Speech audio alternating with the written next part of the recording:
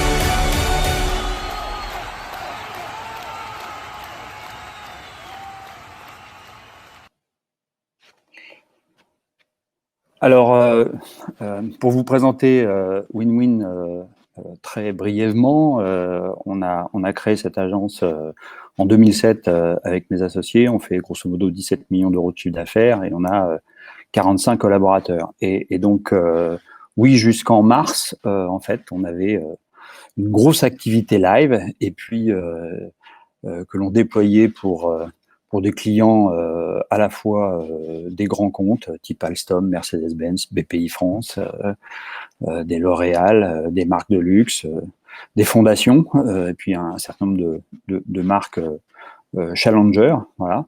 Et ça, c'était notre activité jusqu'en mars. Et puis, mardi 17 mars, on est en guerre sanitaire et puis on est en guerre économique.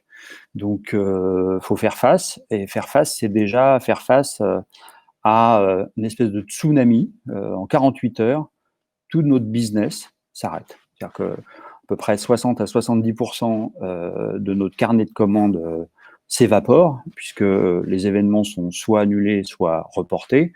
Reportés, en l'occurrence, à des dates ultérieures, voire non connues. Donc, bien un peu une partie du sol s'échappe sous nous. Donc, en 48 heures, on constate cette disparition brutale.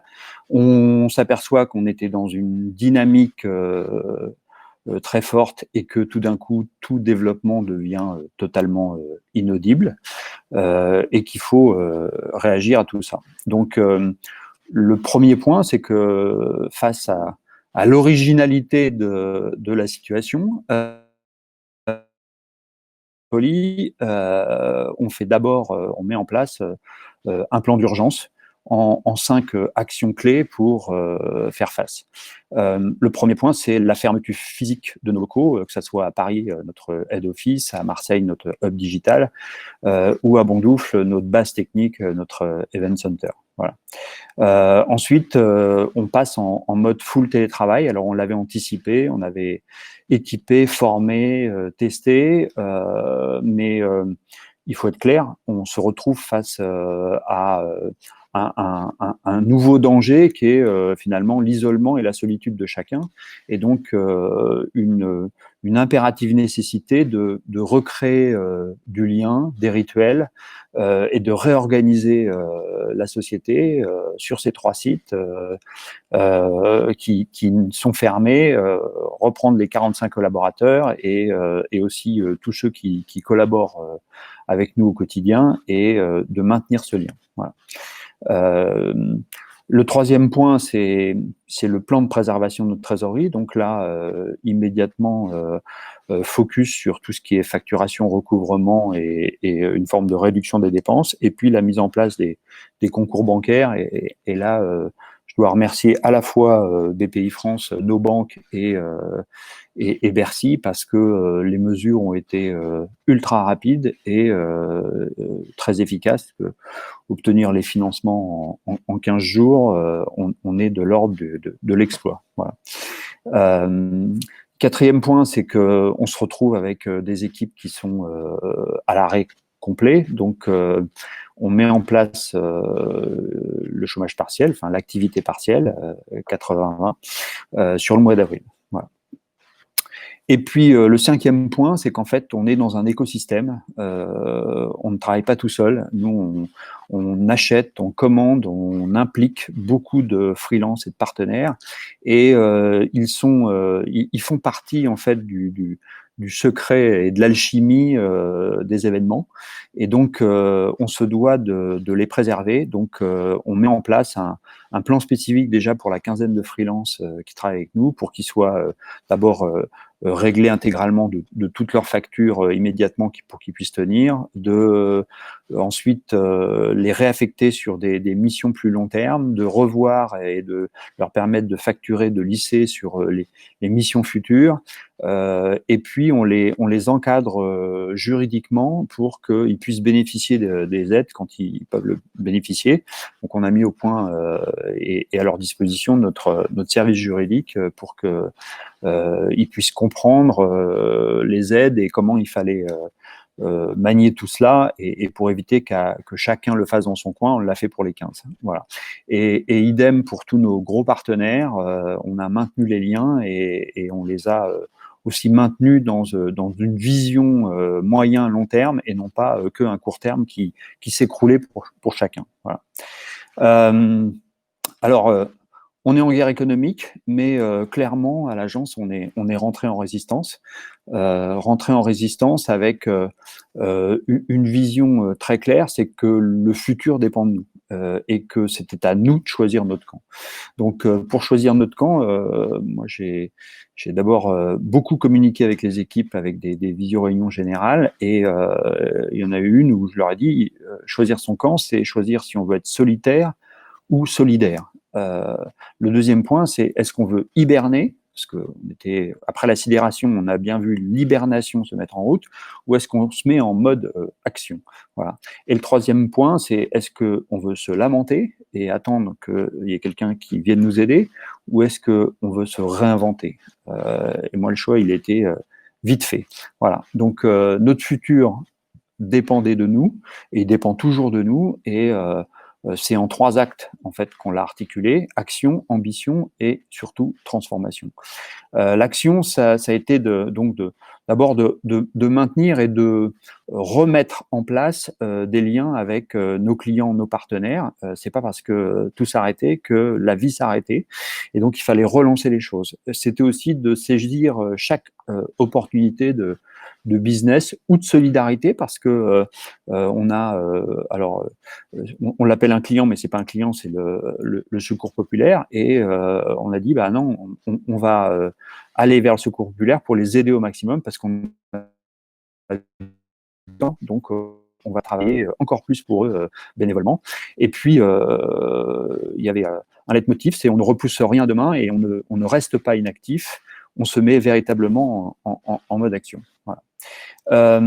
L'ambition ensuite, c'est dans une période qui est très compliquée, comme une période où tout s'arrête, c'est de dire non, c'est au contraire une période où le temps qui est dégagé doit nous permettre d'être encore plus fous, encore plus fiers et encore plus ambitieux. Donc, on a exploré beaucoup de choses, on s'est beaucoup entretenu sur tous les points, stratégiques, créatifs, techniques, juridiques.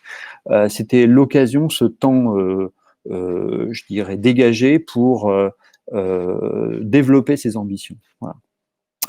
Et le troisième point, c'est la transformation. C'est très clair. Toutes ces réglementations, ces contraintes, toutes ces évolutions des comportements des consommateurs, des clients, des annonceurs, nécessitaient d'imaginer demain différemment, avec bien sûr de l'innovation, de la digitalisation et on l'imaginait de l'hybridation des événements. Voilà. Donc, c'est ce qu'on a opéré, et on l'a opéré le 28 mars déjà, avec un client qui est l'ESIGM, qui est la Société savante européenne de médecine intensive, donc la réanimation, très très sollicitée en cette période de Covid, pour organiser pour eux, en moins de 10 jours, un événement, un e-événement mondial qu'on a appelé le Covid Marathon, où on a fait intervenir 24 speakers durant 8 heures, qui étaient tous des professeurs en réanimation qui venaient de Chine, d'Italie, de France, des États-Unis, et qui étaient là pour en fait transmettre leur best et bad practice en termes de gestion du Covid à plus de 55 000 médecins réanimateurs à travers le monde qui se sont connectés pendant ces 8 heures pour apprendre, partager sur ces pratiques.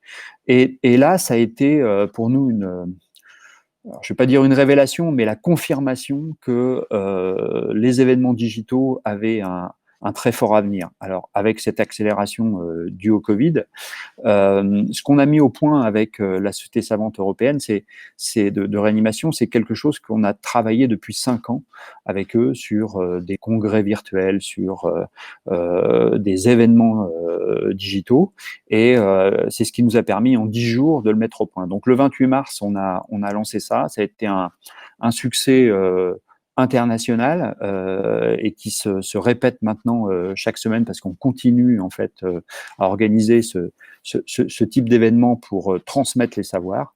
Il y a mon ami Jean-Daniel Chiche, professeur en réanimation à l'hôpital Cochin, qui intervient, je crois, dans cette journée originale en fin de journée. Il pourra vous en parler parce que en fait, c'est vraiment d'abord un métier exemplaire. Ils ont été en première ligne et ils sont encore en première ligne. Et on voit bien en quoi la digitalisation a permis en fait de transmettre tous ces savoirs. Donc agilité, transformation, ubérisation et donc accélération de l'agence. On a dit start et on est parti à fond. On est parti à fond dans un plan de transformation. Ce plan de transformation, en fait, le point d'ancrage, c'est la création d'une marque, eLive, by winwin.com, les e-expériences de marque inoubliables. Alors, eLive, qu'est-ce que c'est? En fait, c'est à la fois une plateforme technologique qui permet en fait d'organiser et de gérer des événements digitaux.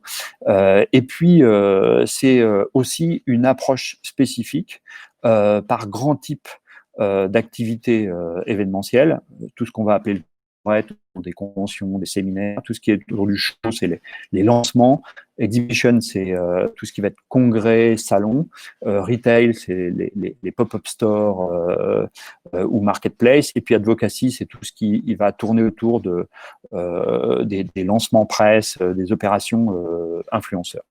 Donc, eLive, on l'a monté en 5 semaines. Alors, en 5 semaines, en fait, on a fait que organiser et révéler quelque chose que l'on travaillait depuis 5 ans dans notre hub digital de Marseille.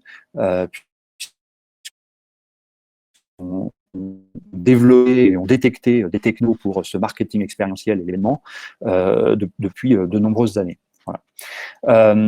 Pour lancer eLive, puisque tout était arrêté, il fallait réagir. On s'est dit, on va être ultra ambitieux et oui, on a une offre B2B, mais on va partir en télé avec une campagne puissante parce que c'est le moment ou jamais, puisque la télé est à la fois avec des audiences maxi et des annonceurs qui ont complètement disparu aussi. Donc, un chiffre d'affaires, un carnet de commandes qui est en chute, donc des prix particulièrement attractifs sur les chaînes de télé. Donc, une campagne télé, un nouveau site web qu'on a réorganisé pareil et recréé en 5 semaines, des relations presse, une campagne d'emailing et une campagne de phoning. Voilà. Donc, en télé, on est parti en télé avec plus de 400 spots sur BFM TV et CNews sur grosso modo 15 jours, ce qui nous a donné une très forte visibilité. Ensuite, donc c'est le spot, vous pourrez le voir sur notre chaîne YouTube. Ensuite, c'est tout dans ce plan de lancement, l'activation de nouveaux sites web qui était articulé pour mettre en avant en fait cette offre eLive. La création d'un livre blanc de 45 pages qui explique à tous les clients comment lancer son événement digital avec vraiment un guide pratique pas à pas qui explique toute la démarche. Donc ce livre blanc sur les événements digitaux était téléchargeable et c'était l'un des call to action qu'on mettait dans toutes nos actions. Voilà. Bien sûr, toutes les signatures mail, tout le corporate qui va autour, le plan de lancement relations presse avec un point presse, des communiqués de presse sur tout ce lancement, une grosse campagne d'emailing sur à la fois tous nos contacts, nos 5000 contacts clients et partenaires, et puis 18 000 dirigeants d'entreprises dont on sait qu'elles communiquent tout particulièrement. Voilà. Et pour finir, un phoning sur véritablement ce qu'on peut appeler le cœur de cible. Voilà. Avec eLive, en fait, on s'est aperçu qu'on avait une avance stratégique et un formidable levier de croissance. Je vais dire de façon assez incroyable, c'est un peu sans limite. Voilà. Donc les premiers résultats en 2 mois, ils parlent d'eux-mêmes. 1050 demandes de téléchargement du livre blanc, 180 leads clients prospects, mais d'une extrême qualité, et un taux incroyable de 85 briefs eLive. Pour faire un bref ratio, en activité normale 2019, nous avions entre 3 et 5 briefs par mois. Voilà. En 2 mois, 85 briefs. Donc, ça donne le potentiel de cette digitalisation des événements. Voilà. Qu'est-ce qu'on tire comme expérience d'une telle période et d'une telle transformation? J'ai essayé de réécrire en fait ce qui s'est passé en 2 mois et pourquoi ça a si bien marché et pourquoi ça marche si bien. La première chose, c'est que même si le live est l'une de nos activités principales et pèse 2/3 de notre activité, nous avons d'autres activités. Donc, on avait d'autres sources de revenus et donc, on n'était pas dépendant d'une seule source d'activité. Et je pense que c'est assez important. Le deuxième point, c'est qu'on a toujours énormément investi, toujours fait du résultat et toujours réinvesti ces résultats, soit en fonds propres, soit en outils de production ou en valorisation des hommes. Voilà. Le troisième point, c'est que je pense qu'une crise, c'est une opportunité phénoménale pour se réinventer. Et celle qu'on vient de vivre, elle était particulièrement intéressante puisque c'était le temps dégagé qui était intéressant. Voilà. Le quatrième point, c'est que dans une crise, il faut communiquer, il faut impliquer, il faut engager tous les collaborateurs. Et je pense qu'on l'a fait au-delà de qui est habituellement fait. Et je pense qu'on a retrouvé là immédiatement une énorme dynamique. Voilà. Le 5e point, c'est que quand tout le monde freine, c'est vraiment intéressant d'investir et d'accélérer. C'est ce qu'on a fait et on voit d'autant plus la différence quand le monde qui est autour de vous s'arrête. Si vous accélérez, vous sortez. Voilà. Vous sortez du lot et vous émergez fortement. Voilà. Le 6e point, je pense que c'est désormais quelque chose qui fait partie des fondamentaux de toute entreprise, quelle que soit sa taille, c'est d'être agile. On n'a pas le temps d'attendre. Il faut réagir à chaque situation. Il faut avoir un cap, mais il faut savoir agir. Le cap du digital, nous l'avions et on a pu agir et aller très vite. Voilà. Et puis, le dernier point, c'est un point d'entrepreneur, mais je pense qu'il faut toujours avoir confiance. Il y a Mike Horn, qui est un aventurier que j'adore, qui dit pour se mettre en marche, il suffit d'avoir 5% des réponses, les 95% restants viennent en route. Et ceux qui veulent 100% des réponses avant de partir ne partiront jamais. Eh bien, nous, on avait 5% des réponses, on s'est mis en marche, et on obtient aujourd'hui plus de 95% des réponses, beaucoup plus. Voilà. Voilà ce que je souhaitais partager avec vous dans cette journée originale. Voilà. Je suis à votre disposition pour les questions.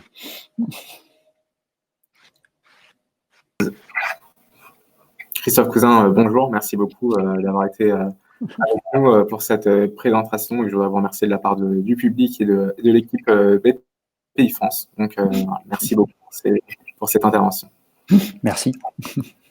Merci à vous. Alors, quant à nous, on se retrouve à 11h pour un cours de Festful Yoga avec Aurélia Del Sol, fondatrice d'Ears Comes Del Sol. Merci beaucoup. Merci. Au revoir.